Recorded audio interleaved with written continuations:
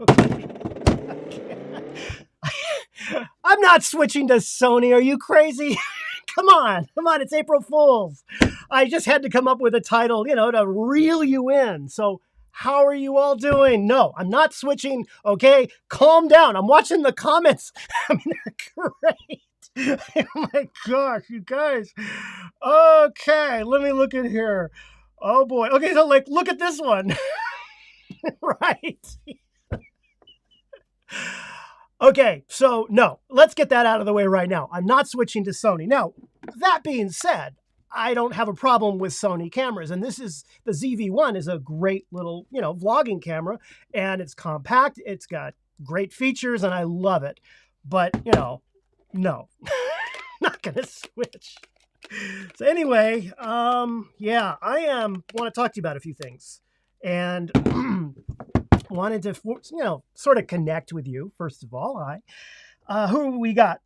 Christian, Franco, who else? Tony, hi.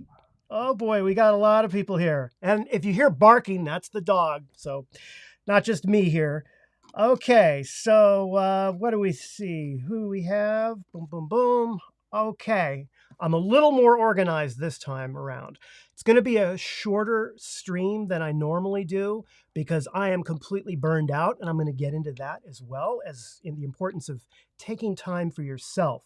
However, before that, I wanted to say hello to all of you. I hope you had a great week. And if you haven't seen the video yet on zone focusing, take a look at it. It was published this morning, and it sort of is a return to how I used to do videos 3 years ago when I didn't care about subscribers.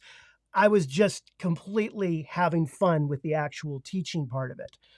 Hi, Raf. Thank you so much. Yeah, right. Thank you for the super chat, pal. So the video that I did, I mean, there's a lot of goofy stuff in it, but it's getting back to the spirit of having fun while you're teaching.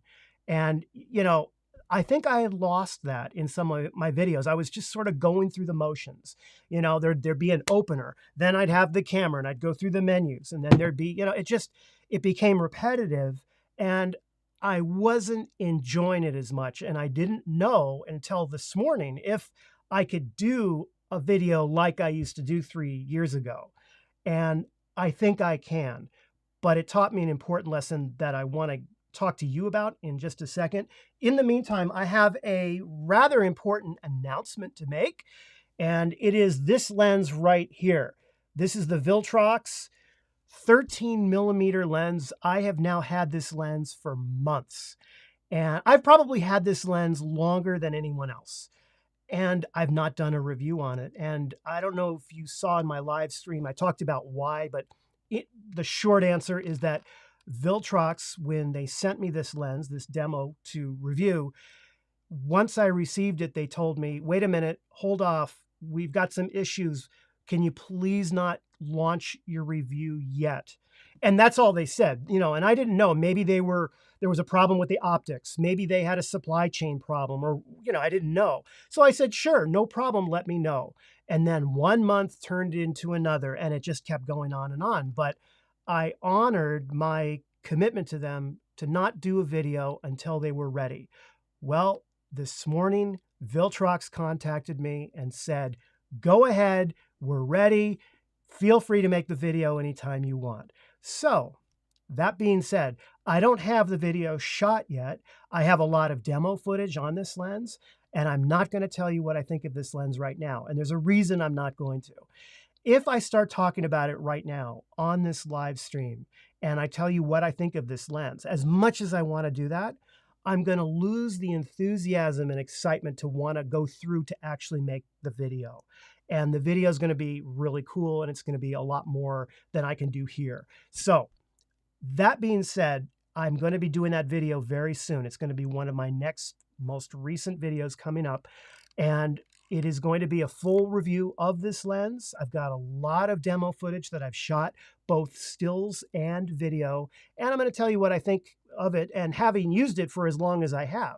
So we're pals, me and this lens. It's been a while. I'm going to be a little sad to say goodbye to it, but I will do a video on it, and that is coming, and I wanted to share that exciting news with you. So, yeah. Okay, where it's clickbait, okay? It's clickbait. It's clickbait. Okay, I could. How many times do I do clickbait? Never. This was the first time. It was April Fool's. Yes, it's clickbait. I'm not switching to Sony. I don't know how to. There's got to be a way I can do it in here. Yeah, there's. Yeah, right.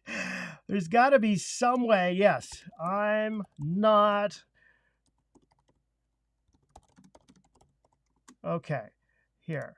There, all right? I'm not switching to Sony, okay? I'm just going to leave this for here for right now because people are joining us and they didn't see my intro to this video. How are you guys doing? How is everybody? Joshua, hello. We got Cameron here. We got Franco. Lots of people joining us today. Brian, how you doing? Good to see you. Good to see you. So, oh, wait a minute. We got a super chat coming in here. Thank you so much, Ruggiero. Thank you. Thank you. Thank you. Thank you. That is awesome. That really helps support the channel, and I appreciate it.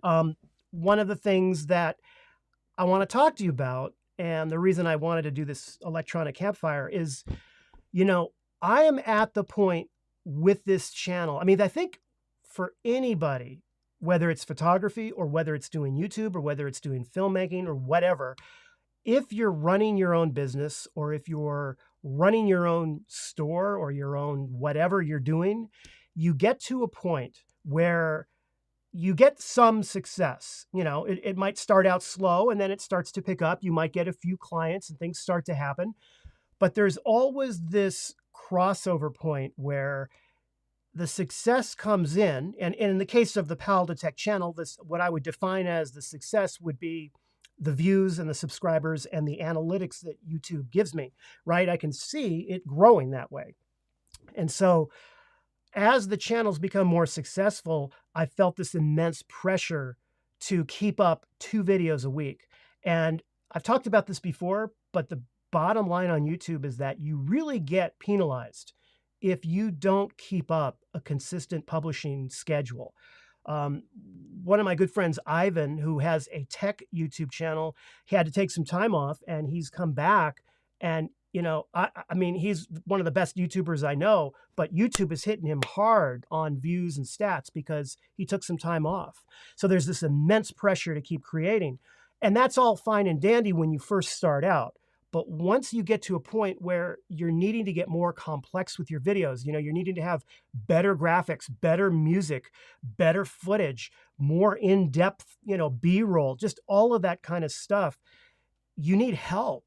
And so in any endeavor, like I said, whether it's filmmaking, photography, YouTube, you get to a point where you're not successful enough yet to be able to hire somebody full-time. You can't do that yet.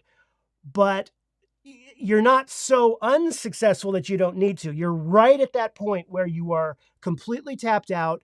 You are running on every cylinder. You're burning the candle at both ends, trying to make this work. And if you could just get over this little kind of bumpy period, you'll ratchet things into the next level and you will be able to grow to the point where you can hire an editor and you can get help, because that's the point I'm at right now. You know, the channel is 100% me. I do everything. And I'm not being egotistical. The reality is I do everything, every single thing on the channel, I do everything. So it's really at the point now where burnout, I've never experienced burnout before. I mean, I guess I've been lucky, but I've never really experienced burnout before. And I am now admitting that, you know, it's almost humbling to say, yeah, I'm burned out. And it's not that I don't want to hang out with you or do these live streams or do these videos or teach, but there's so much pressure all the time coming from YouTube on analytics and keeping things going. It's like throwing a ball or you know what it's like? It's like throwing a Frisbee in the air. That's what having a YouTube channel is like. It's like you throw this Frisbee in the air and it starts to fly and it starts to fly and then it starts to come down. But you publish a video on Friday and that kicks it up a little bit and it goes like this. And then it goes a little bit more and then it starts to come down. And it's this constant doing this. You see what I'm saying? It's constantly doing this. And some months, some periods, no matter how much you're publishing videos, you can't do it. You can't lift it up.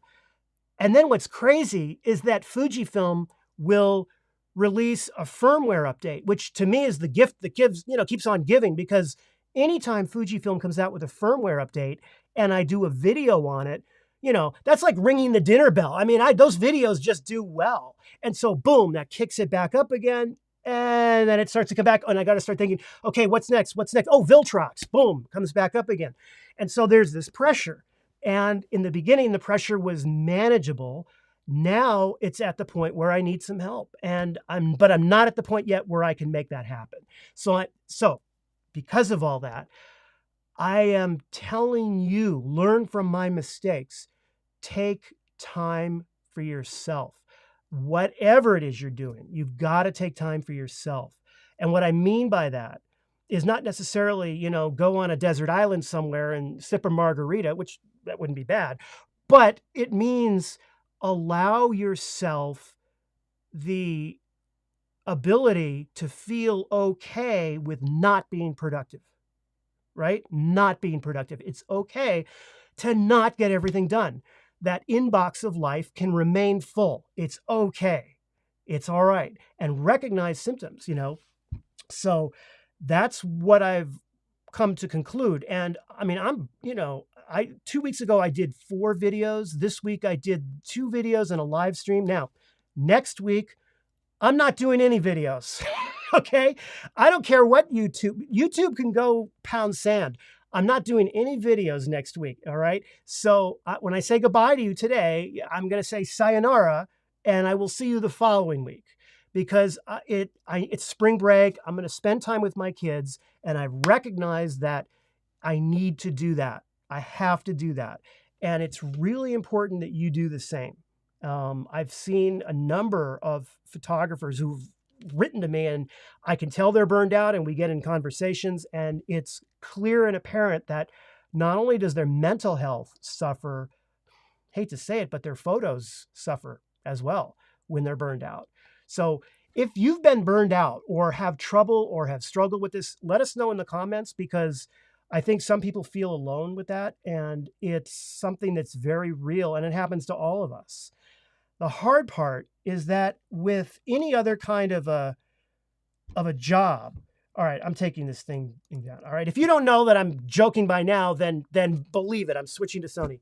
So one of the hard parts about this job is that you don't work for a person who can give you feedback. You work for a computer algorithm, which is YouTube. It's a computer algorithm. And so it's merciless. It's just, it doesn't stop. And the analytics are so powerful. And YouTube has, they've got 1,000 engineers behind what I look at when I wake up in the morning, right? Everything from the way that they state things, people are showing 31.3% less interest in your videos this week. I mean, I get notices like that. And, try, really reviewing your videos and understanding what your audience wants to see. And I know what you all want to see. Fujifilm content. I get it. But as a content creator, as someone that makes all these videos, you have to be in the zone to teach it, And for me, when I did the zone, speaking of zone, when I did the zone video this morning, that was, in my opinion, one of the best videos I've done in a while, because I enjoyed doing it. It was, I didn't care if anybody saw that video. I love teaching. I love doing it. So that's a way out of burnout, is to rediscover what you did maybe 3 years ago for the fun of it, and try doing just that and forgetting about everything else. Yeah, maybe. Okay, let me take a look at this. So we got Ed, how you doing? David, thank you. Let's see. And there. All right, so David uploads 10 years. So for a video every 10 years, go check him out. That's pretty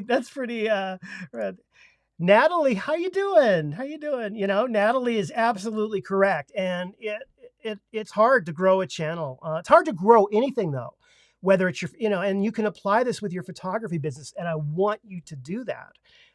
Anything that I'm telling you that I'm struggling with this channel, most of it you should be able to apply in your own business. And one of the things that I'm going to be doing next week, I'm not going completely dark. I'm going to be in the studio. I'm going to be doing stuff, but I have to get organized. And by that, I mean all of the little things that I'm just have piled up that I haven't finished, little annoyances. I mean, even down to the fact that I've got this HDMI cable on one of these monitors, and every time I go to plug it in, it doesn't plug in right. And I've been meaning to change it. It's like little things like that. I'm going to get all of that sorted out, because part of being successful in photography or any business that you have is being able to see into the future. You got to have that crystal ball, right? And I can see into the future. And here's what I see into the future, okay? In the next month or two, this channel is going to hit 100,000 subscribers, okay? Which means, and thank you, by the way, but what that means is that there's going to need to be some kind of, celebratory video. I mean, I'm not just going to go, hi, I got 100,000. All right, see, I'm going to go take pictures. I got to have fun with it. It's a big deal. It's the biggest deal this channel's ever had. Mr. Jarble, thank you. Thank you. And so that means going through footage from 3 years and finding funny stuff for you to see, funny, cool outtakes. I've got a whole segment on me being pissed off that you've never seen, behind the scenes of the camera, because it's not always sunshine, lollipops, and roses in here. So, I got it, but that takes time to go through all that stuff. So I see that in the future. That's something I got to do. It's going to be big. It's coming up. I have to write the script for it. It's going to be a series of probably 2 videos. So it's a lot of material to come up with. I have the Viltrox review to do. I've been talking about the damn thing for months. It better be a good video. So there's a little pressure on me to do that. And, of course, Fuji is going to have a rather significant product launch. I think it's going to be in either May or June. So there's going to be a flurry of activity, I think, happening. At least there better be.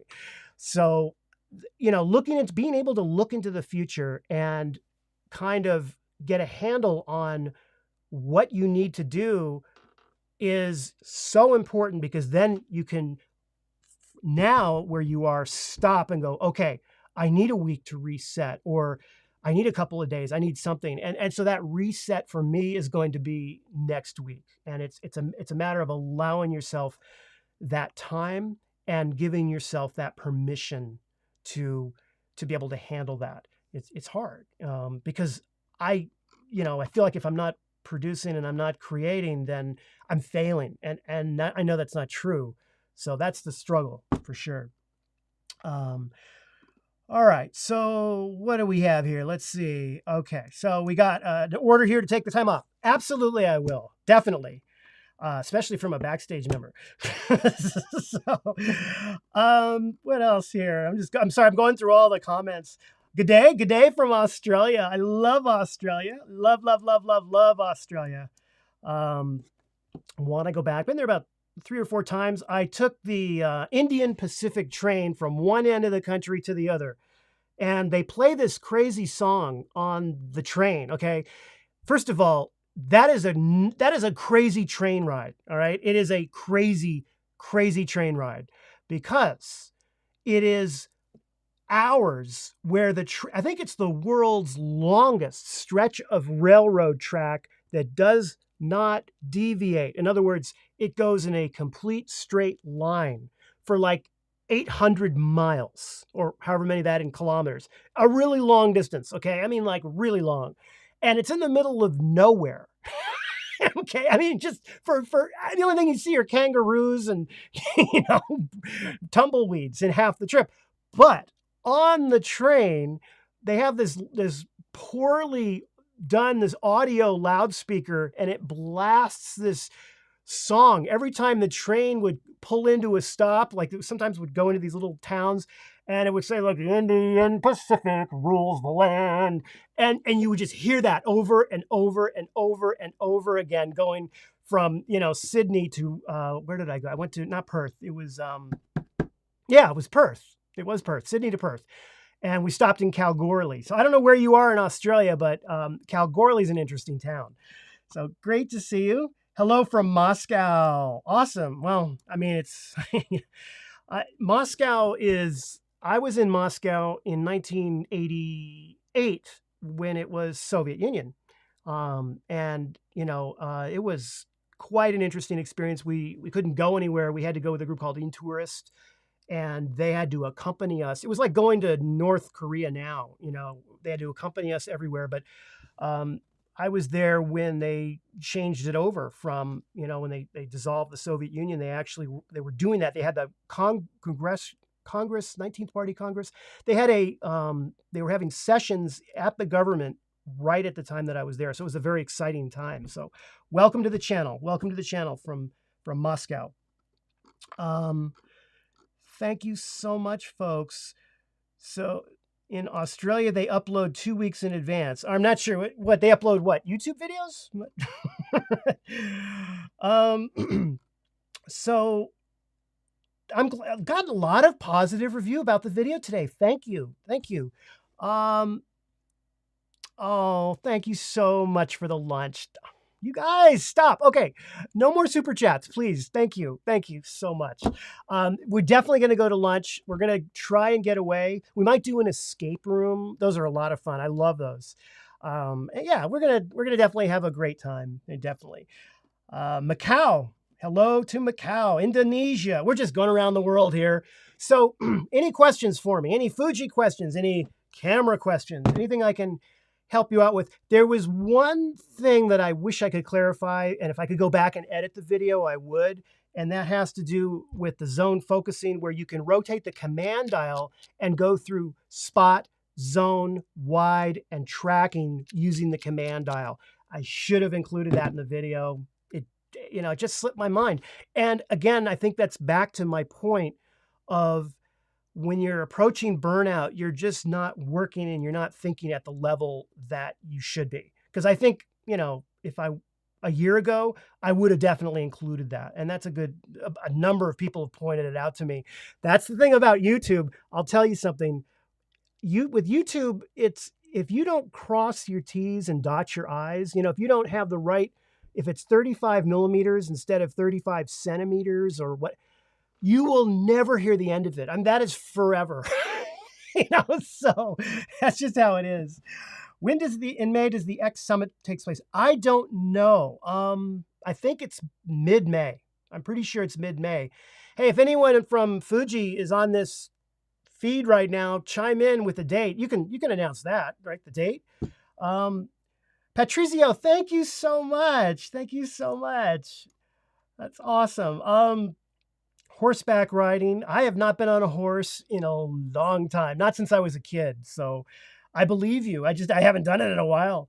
I haven't even been really outside a whole lot much, so it's like, I kind of went out the other day and I saw this big, bright ball in the sky. And I was like, what is that? Right? Okay. Do you hate, okay, here's a good question. I can answer this in my sleep. Do you hate the micro HDMI connector?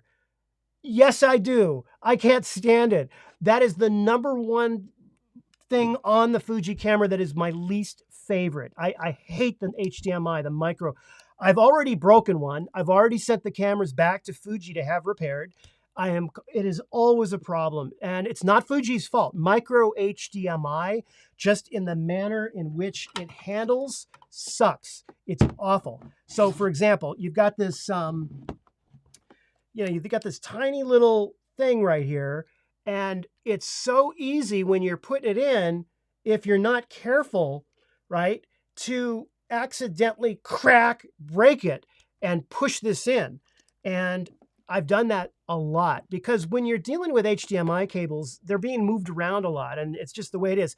Even mini HDMI would be better. I'd be happy with mini at this point, but micro has to go. It has to go. I really hope if Fuji comes out with an XH2 that it does not have micro. I really, really hope. So yes, I don't use the word hate a lot. I'll use it here. I hate micro HDMI. Okay. Hello in Canada, if you'll see. Okay, so here we go.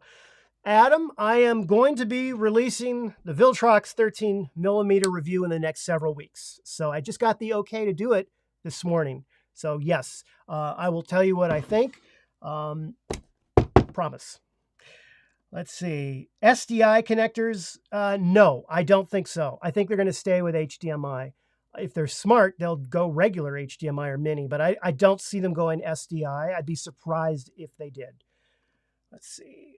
Yes, Franco is absolutely right. You can use a cage. Here's the thing. I mean, and I got a box of cages. The cages are great. And I've got those things that hold the HDMI cable. That's not the problem. The problem is just overall, when you're initially getting them in, it just has a tendency to break. And I don't know if it has to do with the way it's glued in here or soldered or whatever it is. But what happens is I push this thing and it goes inside the camera. And I've actually taken this camera apart trying to fix it. And it has to go back to Fuji if you do that. It's almost impossible to fix with a normal set of tools. You can't do it. So no. Any plans for the new Sigma lenses? I don't know. I wish Sigma would reach out to me. Tamron did, Viltrox did. I haven't heard from anyone at Sigma. So Sigma, I'm just saying, I talk about Fuji. You have Fuji lenses. I'd love to talk about your Fuji lenses if you want to send a few loaners over. Okay. All right. What else do we got here? I don't want to miss anything. Any super chats? Patricio, yes. Okay. All right. I'm getting better at this. I'm getting better at this live stuff. Greetings from the Netherlands. Yeah, it's funny. The 100 to 400 I don't have. And so, it's one of those things where I have a few lenses, but I don't have all of them. And that's one of the ones I don't have. And so, no, I have not been able to do a review of that one. I would like to, though. And it's a matter of, do I want to rent the lens and do a review that way? There's already an oversaturation of reviews of certain lenses. And so I have to look at that. I had a lens company contact me a couple of days ago, and I can't remember the specific lens, but it had been reviewed so much already that I look at that too, is if there's already 5 really good YouTube reviews on something, what am I going to add to that? You know what I mean? What am I going to add to that? Now, if there's a street photography review and there's a landscape photography review on it, but nobody's reviewed it for, close-up product stuff or color science or low light performance, then yeah, I would. It just depends. It's kind of this, and I hate to say it, but what drives the decision on whether or not to review a lens is how well I think the video is going to do. I mean, that has to come into play whenever you're doing anything on YouTube. It's crazy. I worked my butt off on that zone focusing video that went up this morning. I worked harder on that video than any video I've done in a long time. And it did pretty well. It's number 2 on the channel for the last, I guess, 10 videos. So it's doing well. However, that firmware update one, what the hell is that? I sit down, I say, Fuji has some firmware updates. I talk about it for a little bit, and the thing just shoots to number 1. So it's hard. You have to balance that out and remember that sometimes you could work your butt off on something. It's like if you worked your butt off on creating the most incredible landscape shot. You got up at 3 a.m., you hiked up the mountain, you got there, you got all the gear set up, and everything else. And yet the photo that everybody's talking about and wants to, have you create an NFT for is the iPhone snap you took downtown of a drinking fountain. Right? It's just like that with YouTube. I don't know if I'm making any sense. Yes. Well, I can tell you, I have a dog and I want animal eye detect for sure. Yes. Okay. I get this question a lot. Let me go back to here. Okay. This is a hard question to answer. For a while, it was this one right here, the 16mm prime. And overall, this is what I grab the most for a lot of what I do. And when I look at a lens, it's a matter of, when I say favorite lens, does that mean that if I had to go to a desert island, would that be the lens I would take with me, right? It's like movies. If you have a favorite movie, is Citizen Kane one of my favorite movies? Yes, it is. If I could only take 5 movies with me to a desert island, would I take Citizen Kane? I don't know. So with this lens, I love it. It's great and all. However, um, I love the 50 to 140. I just do. And I love the 35 millimeter f2. Okay. I love the background on this lens a lot. So those 3 lenses right now are my favorite. If you had to pry these out of my hand and I could only have one, forevermore, well, I would probably, that one's big, be down to these 2. I'd probably go with the 16 just because the build quality and the optics are so incredible on it. But I haven't tried the 56 f1, I think, and there's a few lenses I'm behind on right now. So don't listen to me. Okay. Let's see here. We got somebody in Sonoy. That's awesome. Hi, Michael. How you doing? You're just right up the street. That's really cool. They filmed. Michael lives in a place where they filmed The Walking Dead. You ever see The Walking Dead? I'm sorry. I know that's all anybody ever says about your town, but it's a big deal. Walking Dead is not a small show, and yeah. In fact, I took the Fujifilm X-T4 to your town downtown, and I shot bleach bypass, a bunch of street stuff and things like that to test the lens out. I love that place. It's a great little town. It's awesome. Yes, I know. Okay. Where are we here? How are we doing on viewers? I mean, I don't even know, like, our 3 people. I know there's a few people in the comments. Wow, we got 205 people watching. That's really, really cool. I don't think about that. If I walked into a room and there were 200 people, that's cool. The magic of YouTube. So, hello, Naples. Naples is awesome. I've been to Naples. Well, listen, what time are we at? All right. So I'm going to be wrapping this up soon, but I want to make sure I get to some questions here. Okay. Here's Simon West. All right. Listen, XT5. What do you all think with the XT5? First of all, they need to do an XT5 for sure. I don't think an XH2 is going to be enough. I do think they need to come out with an XT5 that blows us away, and particularly with autofocus. Fuji, I mean, I'm in a holding pattern right now with Fuji. I mean, here's the thing. I love Fuji. I mean, come on. But that's all I'm going to say. I love Fuji, but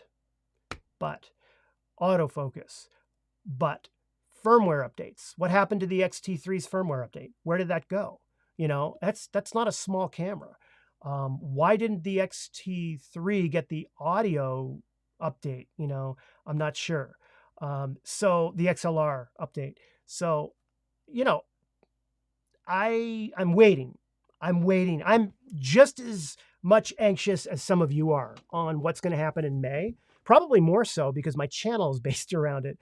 So Fuji needs an XT5, and do I care about 8K for that? No, not really. I think 6K would be helpful for being able to crop in for a lot of video shooters. I think it would be, kind of a balance, but no, I don't think 8K is going to be this major thing that everybody, but it may have 8K. I don't know. I'd be surprised if it did. Okay. Do I have to do another? Okay. I got to do it again. I'm not. Okay. People. Okay. Hello from Romania. We got someone from Romania. I'm just going to say hi to everybody. Okay, here we go. Francisco, go give him a like, would you? Let's see. Oh, okay. Brian, I've not heard anything. I don't like that app. I was too kind to that app on my channel. When I reviewed that app, I gave it a C. If I were to review that app again, I'd give it a D-. Okay? That app needs some serious improvement. And I was trying the other day to figure out a way. I was going to surprise you all, but I haven't been able to get there yet. I'm trying to figure out a way to tether or to mirror the screen from the Fuji to an iPad. And I started making some progress on that. But Fuji really has that locked down, and it requires a third-party app, and that didn't work, and I gave up. Fuji really needs to get it together with being able to take their cameras and connect them to the outside world easily, reliably, and quickly, particularly with their Wi-Fi setup. Okay. No, I'm not switching. No, I'm not switching. Hello, Ismir. Greetings from Virginia. Hello there, Hunter. Hello. The app is the big fail. You're right, Roland. You're absolutely right. And look, you know, as much as we all love Fuji, it's kind of like that relationship you're in where there's just that one thing you wish they would change, right? Yeah. So that just fix the app. Well, if I honestly forget the app, right now I want them to get in the autofocus game, and I want them to up that.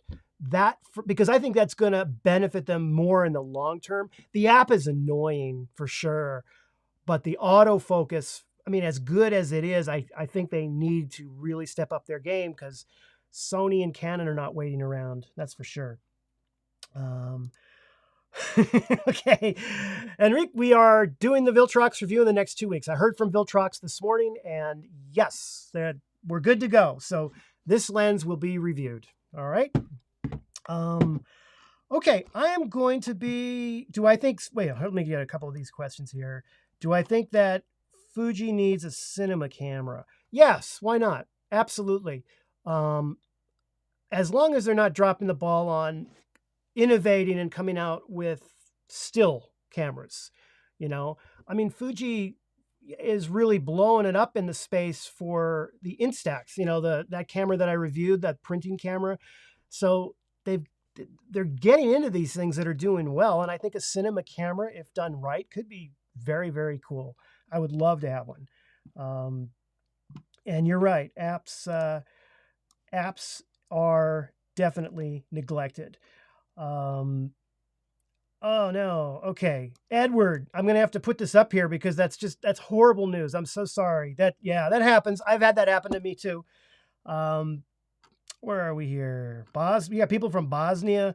Happy April Fools. Look, I know it was a little clickbaity, but I didn't do something like I'm closing the channel. You know, it's probably worse for me to threaten switching to Sony than closing the channel, right? What do you think? Tell me what you think. Oh, I love this one. If you could take 3 albums with you to a desert island, what would they be? Oh, man. Okay. I got to think about that one. Maybe Dark Side of the Moon as one of them.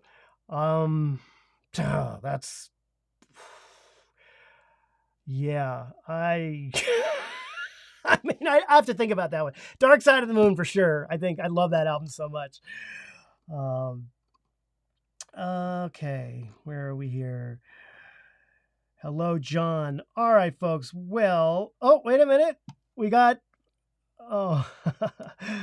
Phil, you're welcome. Pismo Ukulele. Tom, I don't know if you're on this or seeing this, but you got a Pismo fan here. Yeah, Tom is a great guy, and he did a great thing. He did 5 years of, you know, goofing on playing the ukulele, and that was just, if you folks haven't seen that, I have a video called Why You Need to Create. Go check it out on my channel. It talks about all this, but yeah, Pismo's great. And I'm hoping, and I wrote to Tom, I'm hoping he comes out with like, you know, an anniversary special next year, something, you know, bring back Pismo. So we'll see. All right. Rush, Moving Pictures. That's a good album. That is a good album. Yep. Another vote for Dark Side. Animals is good. I like that one too. Very underrated album. The hell with Fuji. Let's just talk about Pink Floyd for the rest of the stream. No, we're all good. So I think I'm going to, oh, wait a minute. Okay. So we got a question here from Kyle. It's kind of, it doesn't have to do with jailbreaking. It has to do with the fact that Fuji is real limiting on third-party devices controlling what the camera can and cannot do. Even tethering is very restricted, and you can do it in Capture One, And there's a plugin that makes it workable in Lightroom, but it's not anywhere up to what other cameras can do. I think that Fuji does need to improve that as well and open that up. What I found very interesting is that Fuji seems to be more open to allowing third parties into their home, their private little gated area.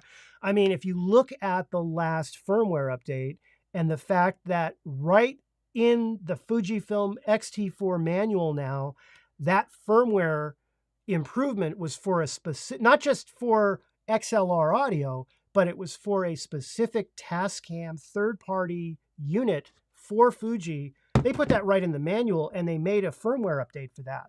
So that, and the fact that you now have, Tamron, and you've got Viltrox, you've got all these third-party lenses coming out, to me, that is going to help Fuji. It is no good for any company to be like this all the time. Reminds me a little bit of, the VHS versus Betamax. Remember that? Anybody remember VHS versus Betamax tapes? If you do, my sympathies to you, because, it was a long time ago. And it turned out that there were two different tape video cassette formats, and Betamax was clearly superior in size. They were smaller. They had better picture quality, just all these advantages to them. But VHS won. It dominated all the households because they allowed third-party companies to make players for those. And so it's really important for a company to not, resource guard, I think, too much. And I hope Fuji continues to go down that path for sure. Okay, we got more votes for Pink Floyd. Good. You folks have good musical taste. I'm pleased to see. That's a good one right there. Good. We also need cinema cameras. All right. Everybody's talking about the albums. Okay, which film camera do I like? This is a tough one to answer. I have a sentimental attachment to a Yashica camera that I cannot remember right now because I've got 200 and some odd people in front of me and I'm staring into these lights and this lens, but it's an old Yashica camera. It came out in 1983. No, 1980. 1980. And it was my dad's camera. And he was an avid shooter. And when he passed away, I borrowed it. And I took it with me around the world. And I shot some of my best photos I've ever taken on it. And I shot not just film, but mostly Ektachrome and Kodachrome slides. And I was passionate about that. So to the point where I was in Nepal, and when you're shooting Ektachrome, I think it's 200 ASA. And there, at the time, there was nowhere that I could store it because I wasn't going to be home for a while. I was traveling for quite a while. And so I had to ship the Ektachrome raw slide footage to a camera place, to a processing place back in the States. It was very expensive, but it was worth it. And I got some great stuff. So that's my favorite film camera. I used to develop slide film. I had my own darkroom. And yeah, I have a huge place in my heart for film. Love film. And I love that film is making a comeback. I remember when it switched to digital, and I never really liked it until finally they got it to the point that it was instantaneous, right? When you press the shutter button, it took the shot. But up until that point, I hated digital, and I still shot on film. And I'd like to dabble back into film. It's just a question of time now, But yeah, love film. Love it. Love it. I should pull some of those old photos out and show you guys. All right, where are we at here? Yes, I do have a manual focus. It's not a vintage lens, but let me show you the one that I like. Where is it here? This one right here. This one is Speedmaster. I don't know if you can see it here.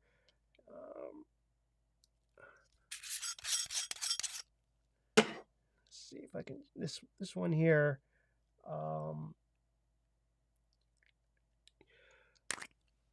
This is an absolutely beautiful lens, and it goes down to, why is the focus so awful? Hold on a second. Okay, I put it on manual for the overhead. There we go. There. Okay, so it goes down to f 0 point, let's see, f16 down to 0.95.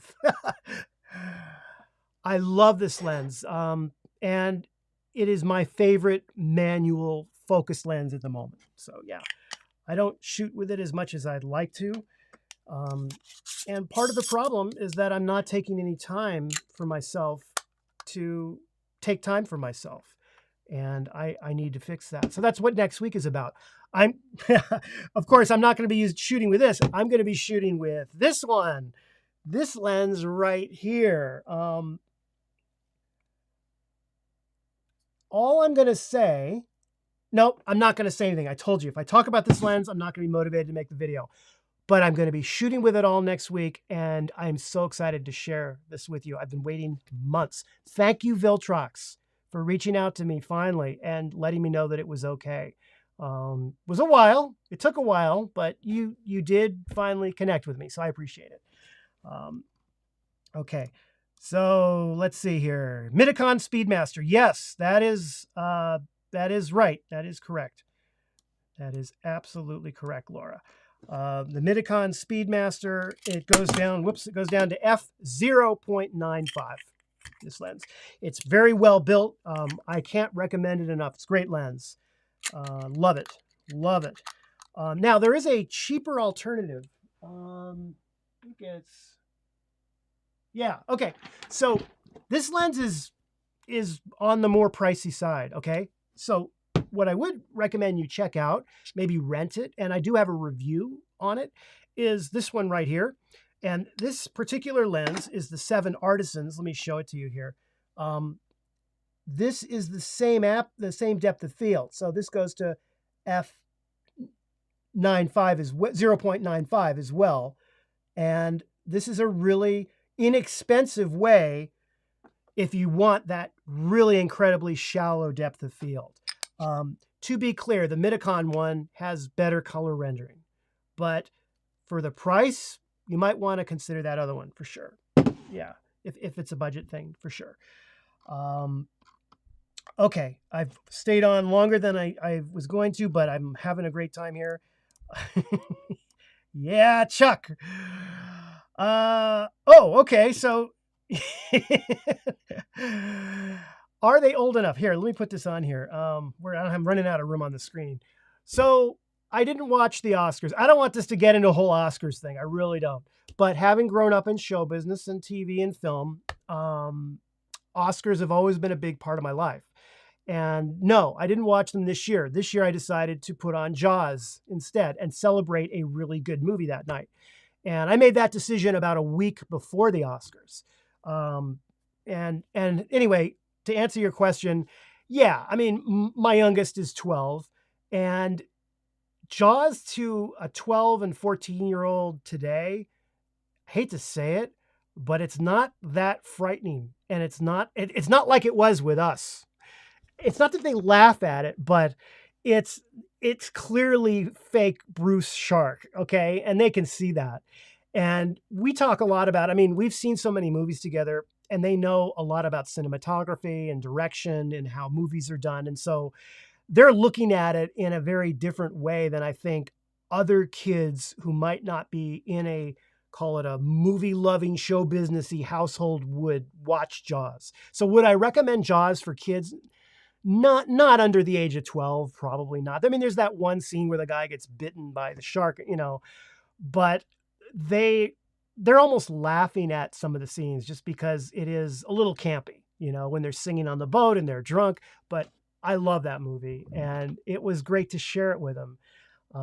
And that's something about when you have kids, to share with your kids something that you loved when you were a child or when you were younger, is just such a joy. It is the joy, truly the joy. Okay. All right. So I am going to go. I want to wrap this up now.